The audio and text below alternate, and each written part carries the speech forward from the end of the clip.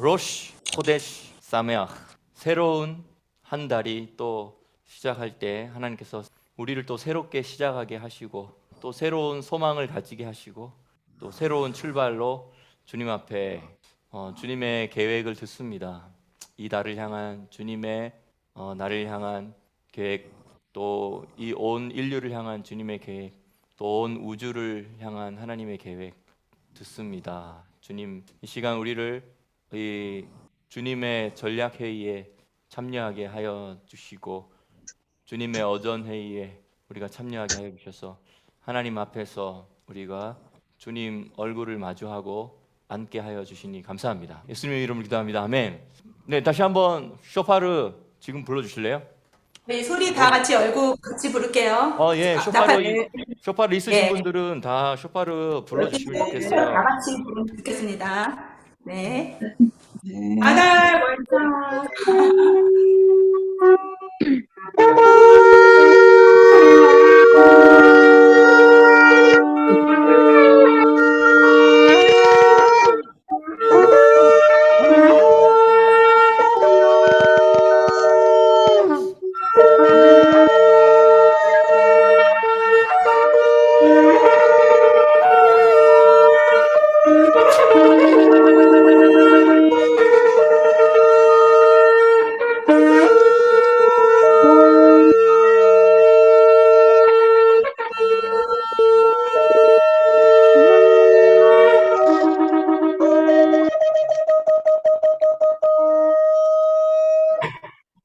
아멘.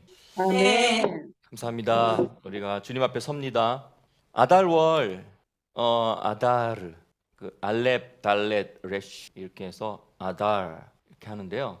이 아달의 뜻은 glorious라는 뜻이 있습니다. glorious, 영광스럽다, 화려하다, 빛이 난다, 아주 화려한 빛, 영광스러운 빛, 그러한 의미를 가지고 있는 게 아달월이죠. 근데 이 아달월에 이제 우리가 잘 알듯이 또 반전의 달이죠. 에스더 사건이 있었던 반전의 달이고, 그래서 불임절이라는 절기가 생긴 달이 아달월인데, 그래서 아달월은 12번째 달이 되고요. 그리고 아달월이 끝나면 이제 그 다음 달은 아비월, 니산월.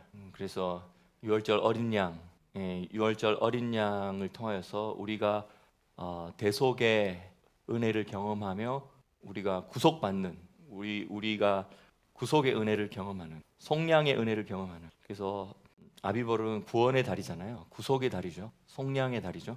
그런데 그리고 그것을 통하여서 우리의 또 한 해의 시작이 되는 첫 달로 삼으라고 하나님께서 명령하셨던 달인데, 그 전달이 바로 아달월인 거죠. 아달월인 거죠. 근데 이번 또 한 달은 특별히 이 아달월에 아달월에 윤달이 생겨서 윤달이 있는 윤년입니다. 그래서 아달월이 두 가지가 생기는 거죠. 그래서 첫 번째 아달월이 있고 두 번째 아달월이 있습니다. 그래서 첫 번째 아달월은 아달 알렙이라고 해요.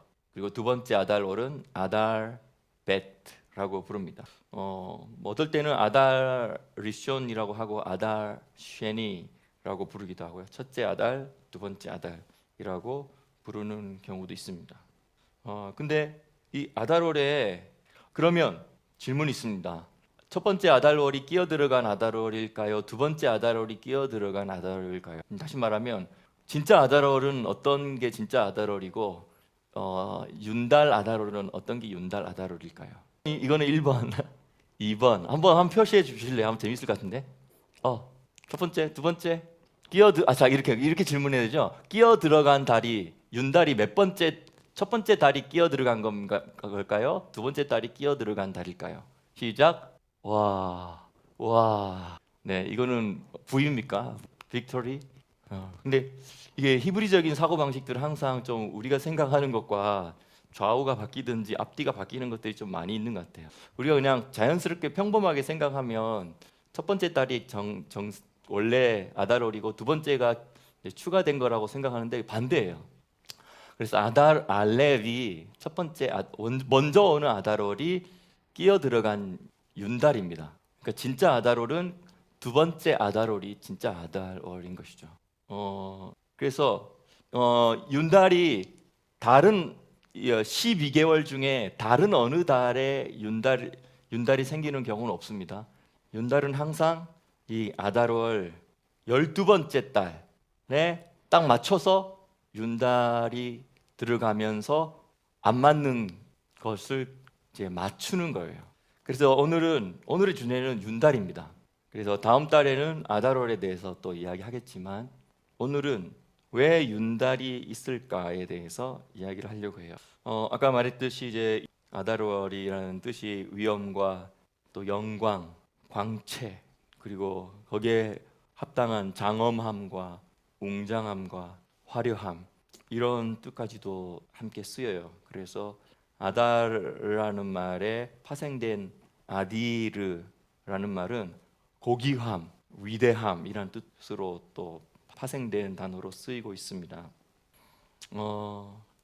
그런데 문제는 왜 윤달이 생기냐는 것이죠. 우리가 잘 알듯이 태양의 주기와 달의 주기가 달라서 윤달이 생기는 것이죠. 먼저 약간 이제 결론부터 이야기하면 이렇게 말할 수도 있을 것 같아요.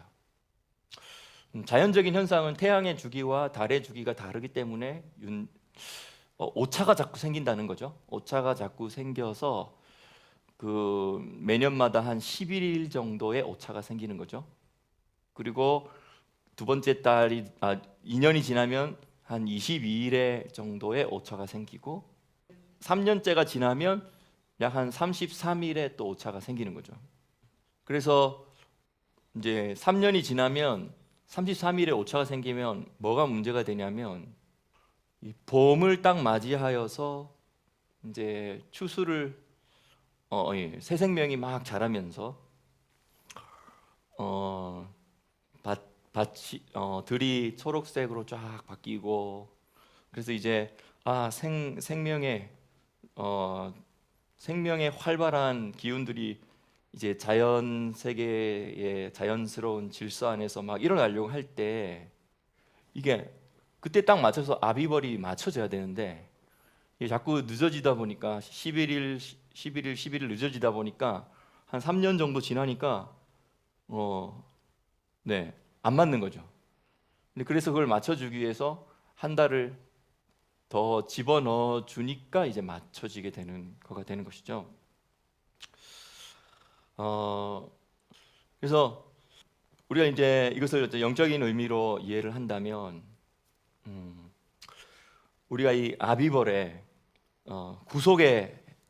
구속의 달인 아비벌에 딱 맞춰서 우리가 또 새롭게 시작을 해야 되는데 이게 하늘의 시간과 땅의 시간이 맞지가 않는 거예요.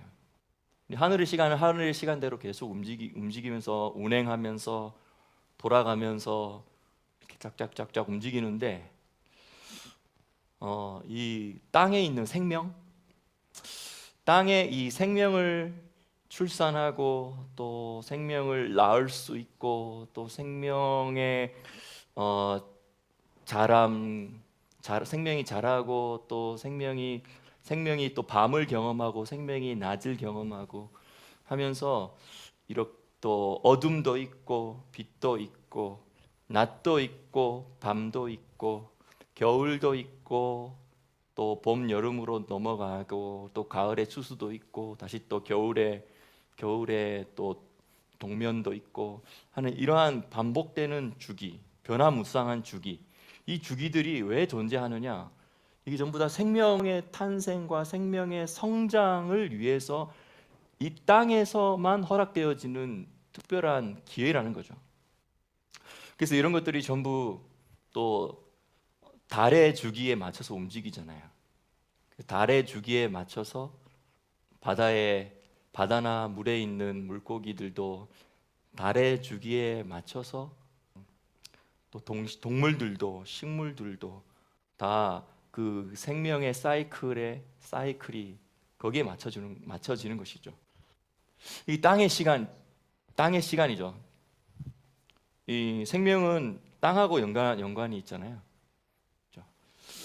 근데 이 땅에서 그러한 생명의 사이클이 돌아가게 하기 위해서 이 달이라는 주기에 이렇게 맞춰지는데, 근데 이 달이라는 주기인 이 땅의 시간에 이렇게 맞춰 살다 보니까 하늘의 시간하고도 자꾸 틀어지고 벌어지고 간격이 생기고 하게 되는 것이 어쩔 수 없는 현상으로 나타나는 것이죠. 이러한 날짜의 불일치, 계절의 불일치를 해소하기 위해서 3년에 한 번꼴로 윤달이 들어가는 것이죠.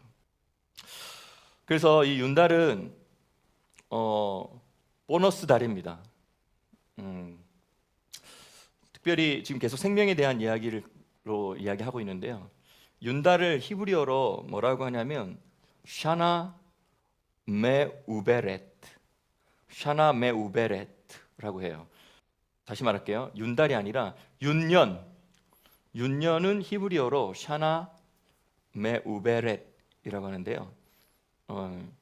윤년이라는 건 윤달이 끼어 있어서 12개월이 아니라 13개월이 1년이 되는 그 한 해를 우리는 윤년이라고 하죠.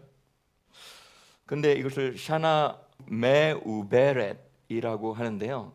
이 우베렛은 물론 뭔가 이렇게 더하여지다, 보너스로 더 추가되어지다라는 뜻도 있는데, 이 우베렛이 어떤 뜻이 있냐면 임신하다라는 뜻이 있어요. 그래서 출산을 위해서 한 달을 더 보너스로 주어진 달이라는 개념이 이 히브리어 안에 들어가 있는 것이죠. 더 많은 추수의 열매를 드릴 수 있는, 주님께 드릴 수 있도록 기회를 주는 한 달의 보너스, 그런 의미가 있는 것이죠. 근데 어쨌든 기본적인 개념은 시간차가 생겼다라는 것입니다. 간격차가 생겼다라는 것이죠. 하늘의 시간과 땅의 시간, 하나님의 시간과 나의 시간, 살아가다 보면 간격이 자꾸 생기고 벌어지다 보니까 그걸 맞출 수 있는 제도 자체들 하나님이 또 만들어 놓으신 거죠. 재밌는 것은 이 에녹서의 천체들의 책에 보면 이런 부분들이 또 자세하게 설명되어 있어요. 그래서 1년이 이제 태양의 주기에 따라서 1년이 정해지는 게 있고, 달의 주기가 있는데, 태양의 주기는 60 해가지고 네 번의 4분기로 나누어지고, 근데 태양이 이게 60이라는 날짜 수를 쭉 가다가 두 번째 60으로 갈 때 꺾어질 때, 그 꺾어지는 거기에 꺾어지는 과정에 하루가 또 추가된다라는 거예요. 그리고 두 번째 60 쭉 가다가 또 꺾어지는 가운데 하루 추가되고, 세 번째 60 쭉 가다가 꺾어지는 가운데 하루 추가되고, 네 번째 60 쭉 가다가 꺾어지는 가운데 하루 추가되고 해서, 원래는 60 곱하기 4는 360인데 한번 그 60 다음 60으로 넘어갈 때마다 하나씩 이렇게 꺾어지는 돌아가는 과정에 하나가 더 추가돼서 이제 364일이 원래 태양이 가지고 있는 1년의 주기다. 그런데 그게 또 사실은 지금은 365점 뭐뭐뭐죠. 정확하게 따지면. 그러면 왜 이게 차이가 날까, 이런 생각들을 하게 될 때, 원래 하나님이 그 주기를 만들어 놨는데, 그게 이제 인간의 죄와 또 자연 질서의 파괴와 또 여러 가지 오차와 오류들이 천체에서도 조금씩 불순종하고 지각한 별들 때문에도 그렇고, 여러 가지로 이게 오차가 조금 더 생기고, 또 노아의 홍수와 같은 큰 지구에 있었던 대격변이나 이런 것들을 통해서도 또 생겼을 수도 있겠다라는 생각을 우리가 할 수 있을 것 같아요. 그리고 달의 주기는 29.5일이 한 달로 이렇게 돌아가서 1년이 되면은 354일로 되어지기 때문에 이 354일과 365일, 4일 이게 약 10일, 11일의 오차가 계속 생긴다라는 것이죠. 그래서 이런 오차가 생길 수밖에 없다라는 걸 인정하는 것. 하늘의 사이클과 나의 사이클이 오차가 생길 수밖에 없다라는 것을 인정하고 그것을 인식하는 것. 그래서 또 한 3년에 한 번 정도는, 때로는 그게 4년에 한 번일 수도 있고 하지만 이 오차를 다시 맞추는 시간을 가져보는 것이죠. 그걸 개인적으로도 한번 적용해 보고, 그래서 개인적인 윤달, 뭐 또 민족적인 윤달, 지구적인 윤달도 있을 수 있겠죠. 제가 그래서 이 윤달을 생각할 때 어떤 개념들이 저에게 들어왔냐면 튜닝이에요. 튜닝, 우리가 기타를 이제 기타나 모든 악기들도 다 뭐 사실 피아노도 마찬가지죠. 뭐 모든 악기들이 한번 튜닝을 잘했다고 해서 그 상태로 계속 가지가 않아요. 튜닝을 잘하고 연주를 하다 보면 이게 줄이 늘어날 수도 있고, 또 너무 많이 연주할 때 멋있게 엥 하고 막 땡기고 하다 보면 또 줄이 이렇게 음이 낮아질 수도 있는 거고, 그리고 줄을 처음 갈았을 때는 몇 번 쳐줘야지 이게 딱 안정이 되는데, 줄을 처음 갈았을 때는 치면 계속 조금씩은 풀려요. 그리고 좀 더 조여줘야 되고, 또 하다 보면 조금 더 풀려요. 조여야 돼야 되고. 제가 그런 과정이 귀찮아가지고 이런 적이 있었어요. 기타 줄을 처음에 딱 갈고 나서 치고 또 어느 정도 풀리고 하는 게 귀찮아가지고 그냥 확 당겨 버렸어요. 너무 아예 처음부터 이제 이런 과정이 없게 만들고 싶어서 꽉 조여가지고 너무 탱탱하게 딱 한 다음에 줄을 딱 맞추고 탱탱하게 딱 하니까 그냥 끊어져 버리더라고. 이게 너무 자연적이지 않았고 인위적이었던 거예요. 그냥 그러한 과정을 제가 받아들이면 되는데, 제 마음속에 그냥 또 뭔가 어떻게 잘해보려고 저의 의가 들어간 건지 그냥 끊어져 버리다고. 그래서 비싼 줄 샀는데 6개 세트를 샀는데 그 중에 1번 줄이 끊어져 버리면 이게 너무 속상한 일이거든요.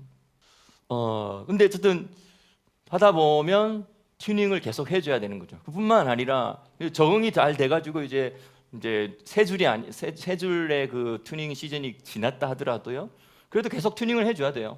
왜냐하면 이 기후의 변화 때문에 더워지고, 좀 온도가 낮아지고, 또 온도가 더워지고, 또 밤에 켤 때랑 낮에 켤 때랑 또 다르고.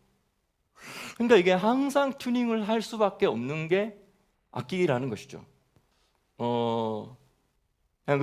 저는 그런 생각이 들었어요. 우리가 항상 한번 튜닝한 채로 끝까지 가는 사람 없으니까 그것 때문에 스트레스 받지 말고, 또 그것 때문에 저처럼 줄 끊어 먹지 말고 그냥 인정하는 거예요. 인정하고 나는 내가 땅에 사는 나로서 내 하늘의 시간을 늘 계속 그렇게 맞춰진 채로만 살 수 없으니까 내가 어느 일정 기간 지나면 또 맞춰야지.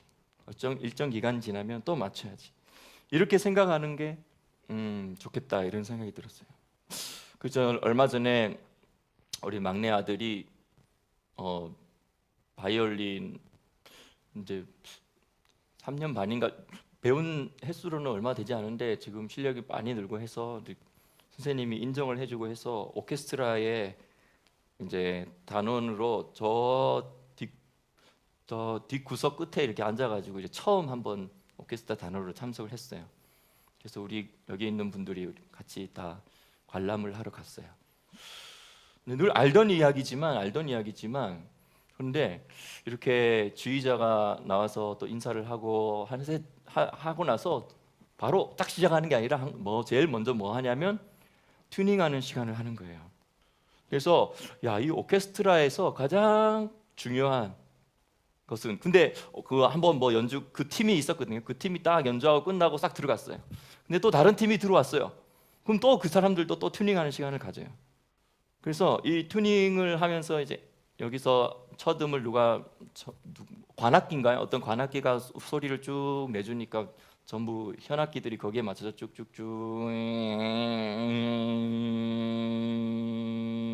이렇게 이제 하면서 이제 하고 어떨 때는 자 아직 안 됐으면 지휘자가 자 아직 한 번 더 해보라고 이렇게 신호를 주면 그 사람 또 한 번 더 찡찡 하고 이렇게 하더라고요. 네, 근데 그런 모습들을 보는데 아 이게 정말 우리가 이 모습 우리가 배워야 할 모습들이고 우리의 모든 삶에서 삶 속에 적용할 수 있는 참 좋은 지혜로운 장면이다, 지혜를 주는 장면이다 이런 생각이 든 것이죠. 네, 그래서 이제 저는 사실 이게 콘트라베이스 좋아하거든요. 근데 거기에 보통 퍼스트 바이올린이 한 10대가 있었나요? 세컨드도 뭐 한 그 정도 있고 비올라 또 있고 첼로는 한 5-6대 있었나요? 그리고 나 콘트라베이스는 2대 있었어요. 근데 그 넓은 공간에 그 2대밖에 없는 콘트라베이스인데 뚱뚱뚱 이렇게 하는데 너무 좋은 거예요. 근데 이런 생각을 해봤어요. 아무리 좋아도 콘트라베이스가 또 콘트라베이스만으로는 이게 안 되겠지. 순간 약간 엉뚱한 생각을 해봤는데 제가 콘트라베이스 소리 너무 좋다 하면서 거기 집중을 좀 하고 있다가 좋아도 이게 균형이 맞고 배합이 잘 맞으니까 이게 좋게 들리는 거지 아니면 아니잖아요. 그렇죠? 그 생각을 해봤어요. 만약에 콘트라베이스가 한 퍼스트 바이올린, 세컨드 바이올린 한 20대가 있으니까 콘트라베이스가 한 20개가 있고 그냥 퍼스트 바이올린 한 대, 세컨드 바이올린 한 대, 그 다음에 첼로 이렇게 비올라 한 2대, 뭐 이런 식으로 있다고 생각해 보니까 이게 비율이 안 맞는 너무 우스꽝스러운 사운드가 생각이 나더라고요. 네. 근데 이게 조화를 이루는 거잖아요. 근데 이러한 모든 것들을 조화를 이루어내기 위해서 사전에 다 리허설도 하고 사전에 사람들 또 한 명 단원을 추가해서 집어넣기도 하고 그 단원이 이 정도 실력이 되는지 안 되는지 체크도 하고 그 다음에 그 중에서도 이제 특출나고 하는 또 한 사람들은 또 따로 솔로도 시키기도 하고 이런 모든 결정을 지휘자가 하더라고요. 그리고 지휘자가 어떨 때는 힘 있게 확 나가야 될 때는 크게 움직이고 작게 작게 할 때는 작게 하고 또 이제 어떨 때는 크레센도를 멋있게 쫙하게 할 때도 있고 어떨 때는 데크레센도로 와 할 때도 있는데 그게 다 이렇게 조화를 이루니까 너무너무 정말 아름답다. 그런 생각들이 계속 들어왔어요. 근데 이 모든 조화, 오케스트라의 아름다운 조화를 이루어내는 데 있어서 가장 필수적인 과정이 무엇이었느냐? 이 처음에 튜닝을 잘하는 거였어요. 또 그런 생각을 또 제가 음악 들으면서 해봤거든요. 튜닝이 잘 안 된 채로 오케스트라가 시작을 했다면 어떻게 될까? 네, 엄청 그 지휘자가 짜증이 났을 거예요. 그리고 그게 이제 처음 발견하지 않고 한 10분 후에 발견했는데 왜냐면 뭐 처음에는 예를 들어서 바이올린만 이렇게 들어오다가 10분 후에 이제 콘트라베이스가 들어오는 타이밍인데 나중에서야 10분 후에 콘트라베이스가 딱 들어오는데 음이 안 맞는 거야. 이러면 얼마나 막 식은땀이 나고 근데 그 사람이 콘트라베이스 한 사람이 자기가 그 순간에 자체적으로 딱 알아서 나 지금 음이 안 맞네 하면서 알아서 맞추면 좋겠는데 그러면 너무 다행이지. 또 그러지도 않은 채 열심히 한다면 이게 얼마나 부조화를 이루어낼까. 그래서 이제 지휘자가 음악의 템포와 다이내믹을 막 지휘하는 거잖아요. 템포라는 게 시간이죠. 그렇죠? 시간에 맞춰서 탁탁 리듬에 맞춰서 함께 움직이게 하고 짝짝짝짝 시간에 맞춰서 움직이게 하고 다이내믹을 통해서 확 크게 작게 크레센도 데크레센도 여기서는 이 악기만 그 다음에 이 악기들이 그 다음에 다 들어오고 뭐 이런 거 있잖아요. 쫙 빠질 때는 쫙 빠지고 이런 것들을 지휘자가 이렇게 지휘자가 히브리 말로 메네째아흐 지휘자가 그 네짜흐하고 똑같아요. 니째아흐는 승리하다라는 뜻이잖아요. 네짜아흐는 영원이라는 뜻이잖아요. 근데 메네짜아흐 하면 이게 지휘자인데 지휘자가 바로 지휘하다라는 게 다 연결된 단어예요. 승리와 영원과 지휘, 컨덕트, 지휘하다 이게 다 한 단어죠. 그래서 이 이야기를 하는 이유는 제가 우주의 오케스트라를 생각해봤어요. 이 하나님의 이 창조의 우주 세계에서 별과 행성과 은하와 모든 우주가 하늘에 있는 모든 하나님의 제바오트 하나님의 하늘의 군대들이 다 각자 자기의 자리에서 자기의 임무를 딱 맡고 자기의 트랙 다시 말하면 자기가 다녀야 될 그 행성들마다의 길이 있잖아요. 궤도라고 해야겠죠. 그 궤도가 길이니까 그 궤도와 길에 맞춰서 이렇게 움직여요. 움직이면서 어떤 것은 속도가 또 빠른 게 있고 느린 거 있고 100년 주기가 있고 1000년 주기가 있고 하면서 이것이 다 이 움직임을 통해서 만들어지는 모든 그 프리커런시 이 주파수가 있고 또 주파수가 있고 그 주파수가 만들어낸 음악이 있고 그렇죠?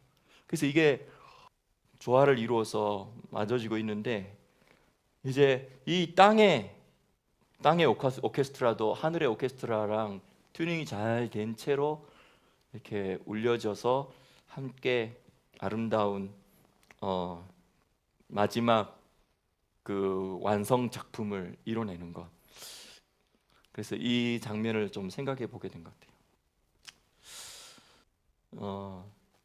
그래서 이러한 살다 보니 자꾸 간격이 생기고 하는 그런 부분들을 하나님은 또 잘 맞춰보라고 윤달이라는 개념을 만들어 주신 것 같아요.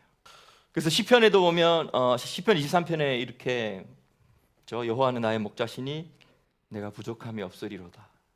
그가 나를 푸른 초장에 누이시며 쉴 만한 물가로 인도하시는도다. 내 영혼을 소생시키시고 자기 이름을 위하여 의의 길로 인도하시는도다. 여기서 의의 길로 인도하시는도다 이게 히브리어로 베마글레이 제덱이라고 하는데요. 그래서 의의 길이 사실 이 길이 그냥 길이 아니라 다른 종류의 길이 아니라 어떤 길이냐면 라운드 트랙이에요. 다시 말하면 이 길인데 어떤 길이냐면 이렇게 도는 길이에요. 한 바퀴 돌고 또 돌고 또 돌고 하는 이 라운드인데 근데 이게 트랙이 있는 길이라는 거예요. 그러니까 다시 말하면 궤도를 말하는 궤도. 궤가 있는 길이죠. 근데 그게 마치 온 우주의 하늘, 별, 달들 다 궤도에 따라 움직이잖아요. 그렇죠? 그게 마글림이라고 하겠네요. 네.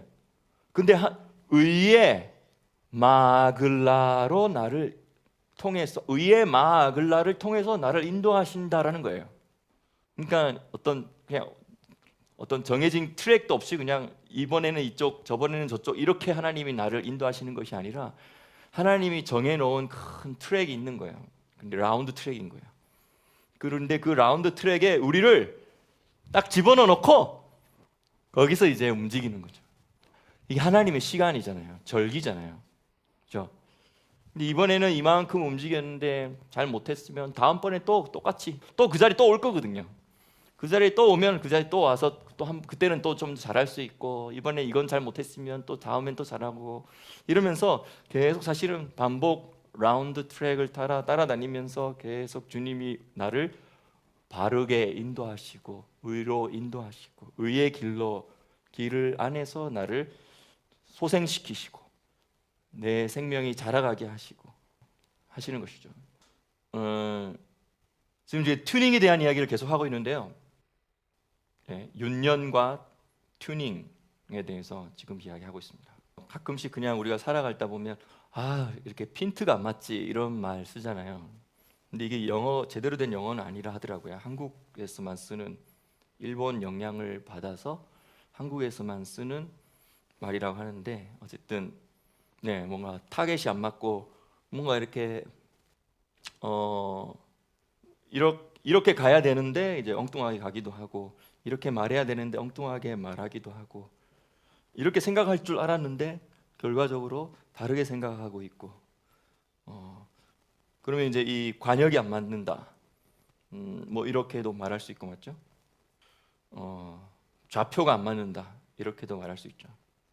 아까 그 이야기 했잖아요. 우리가 그냥 살다 보면 자꾸 타이밍이 안 맞고 또 튜닝이 틀어질 수밖에 없다라는 걸 인정하자라는 그런 말 했잖아요. 어떻게 보면 근데 그게 또 이런 말로도 표현할 수도 있을 것 같아요. 우리는 정말 어쩔 수 없는 죄인입니다. 근데 의로 나아가고 영화롭게 나아가려고 애를 쓰지만 우리가 계속 또 핀트가 안 맞고 뭐 이렇게 될 수밖에 없다라는 걸 우리가 인정하고 거기에 맞춰서 또 더 애를 쓰는 것이죠. 그래서 이 죄가 히브리 말로 하타아이라고 하는데 이게 관역이 안 맞는 거잖아요. 그래서 정확하게 목표를 맞춰서 쐈는데 관역에 맞지 않는 것. 그래서 뭐 그냥 핀트가 안 맞다 이 말이 어떻게 보면 되게 잘 표현해 주는 것 같아요. 그래서 이런 생각합니다.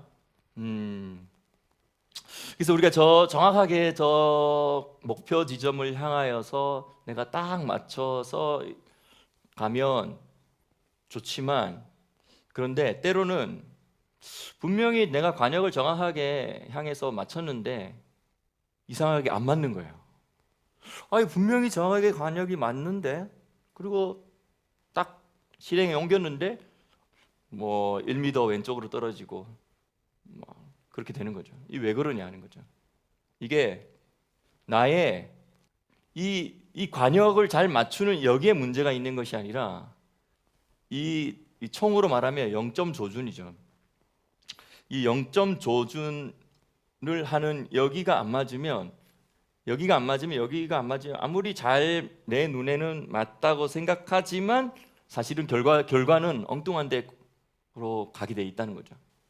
근데 눈에 그렇게 보여도 안 맞는 이유는 원점 조준이 잘 안 돼 있기 때문에 내 안에 있는 원점 조준을 잘 맞춰야지 맞게 돼 있는 거죠. 그래서 우리가 군대에 가서 훈련 받을 때 이거 총기 다루는 방법 배우고 또 기름칠하면서 총기 관리하기도 하고 그리고 사격 연습하기 전에 먼저 좌표 원점 조준이 정확하게 됐는지 이거 다 체크해주고 이렇게 해서 합니다. 근데 웬만하면 이게 되는데 또 사실은 어떤 총들은 이 좌표 조준을 하기 위해서 이쪽 앞에 가까운 기준점이 있고 약간 먼 기준점이 있는데 이게 좌우로만 맞춰서 되는 게 아니라 위아래로도 맞춰야 되는데 보통 이제 그것을 좀 잘못 틀어지고 하면 이제 신병들은 그냥 좌우만 맞으면 되겠지 하고 이렇게 똥 맞춰갖고 하면 쏴도 이게 막 위로 올라가고 밑으로 내려가기도 하는 거죠. 그래서 이제 조교가 와가지고 집어넣어서 한번 땅 쏴서 몇 미터의 오차가 생긴다라는 걸 알고 그리고 그러면 이거는 여기서 이 정도 조율을 조금 해주면 되겠다라고 하면서 여기서 조율할 때는 아주 작게 조율해요. 크게 조율하는 경우가 없어요. 여기서 원점 조준을 하기 위해서 여기서 조절할 때는 아주 미세하게 0.0cm 정도의 차이 움직여도 저기서는 1m가 차이 날 수 있는 거잖아요. 그래서 이 내 안에 원점 조준을 잘 하는 것, 이것이 정말 중요하다. 내가 근데 그것이 안 돼 있는 채 하면 나는 분명히 내가 볼 때는 맞아서 했는데 나는 왜 이렇게 안 맞는 거야? 아니 나는 왜 이렇게 안 되는 거야? 하면서 이렇게 안타까워하게 되죠.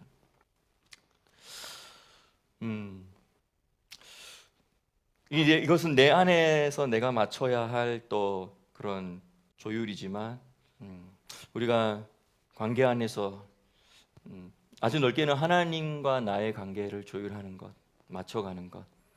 근데 가깝게는 모든 관계 안에서 특별히 남편과 아내의 시차가 또 있는 거죠.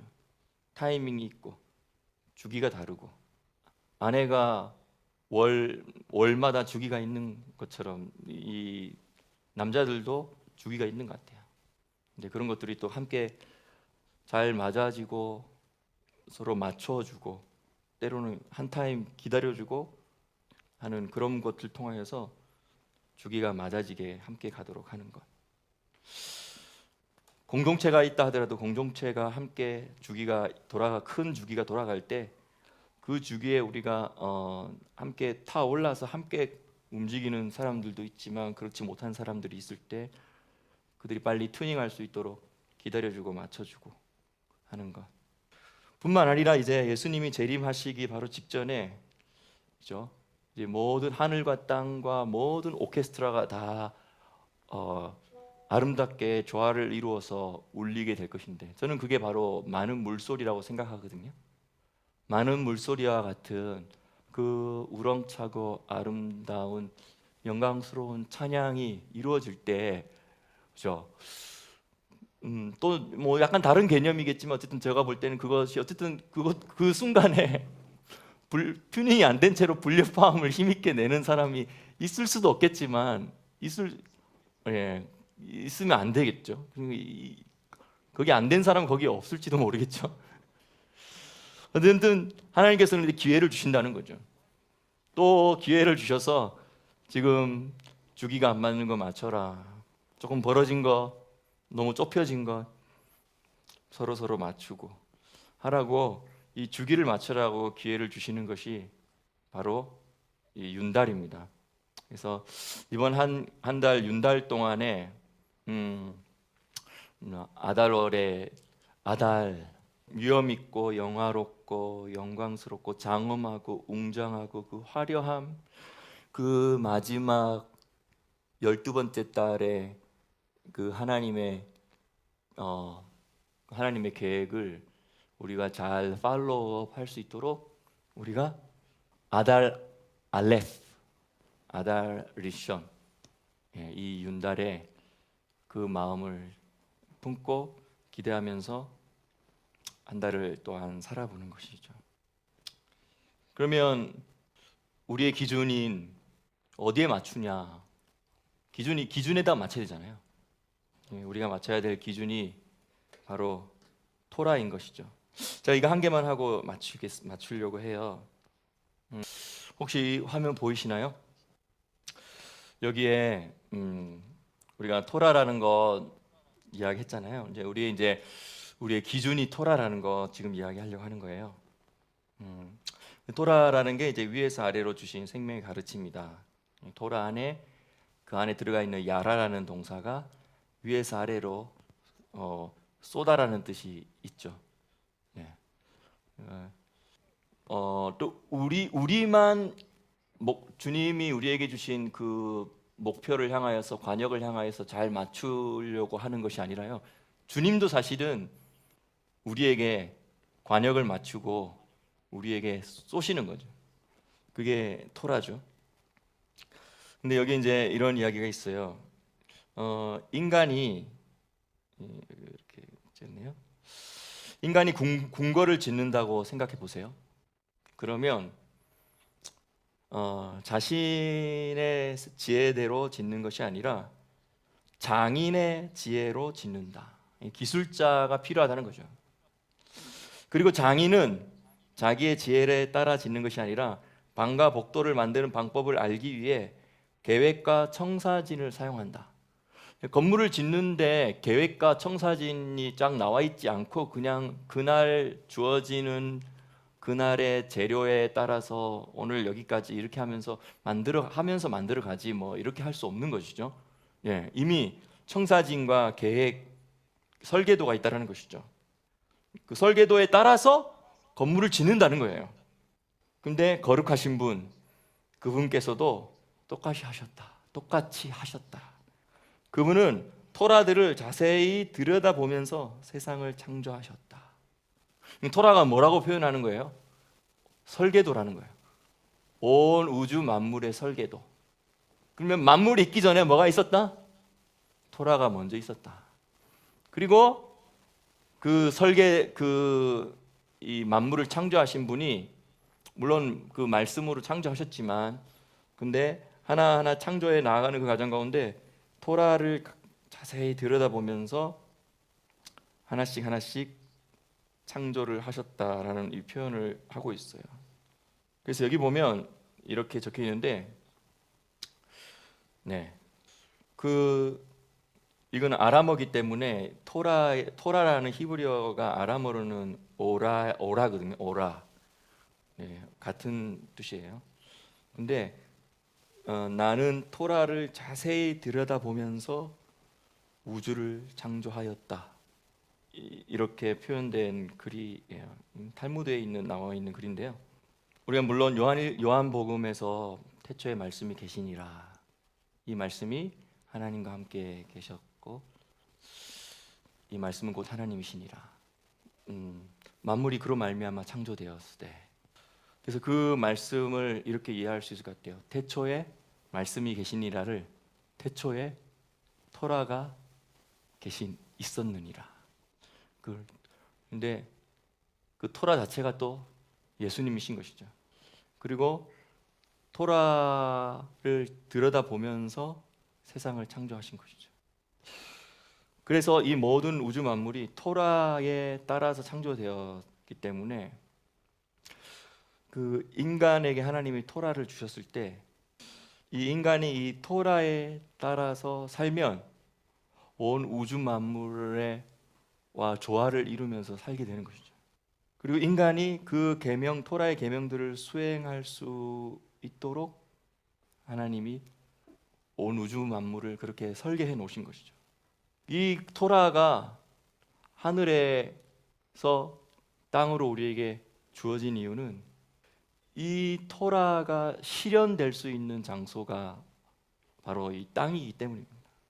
그리고 토라를 실현할 수 있는 존재가 누구냐? 바로 사람이라는 거예요. 탈무드에 이런 이야기가 있어요. 하나님이 모세에게 천사를 통해서 모세에게 토라를 이렇게 전달해 주려고 하는 그 과정 속에서 몇몇 천사들이 이렇게 하나님께 불평을 했다 그래요. 하나님, 인간이 너무 이렇게 비천하고 낮은 존재 아닙니까?